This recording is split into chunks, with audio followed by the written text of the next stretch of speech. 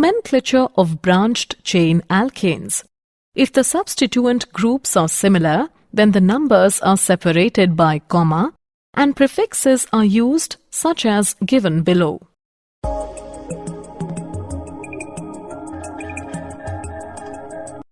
If the two substituents are at the same position from both the ends, then the lower number is given to the carbon which comes first in the alphabetical listing.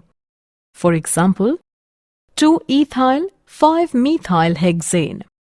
Some IUPAC common names are: common name is isopropyl, its IUPAC name is 1-methyl-ethyl, and its structure is this.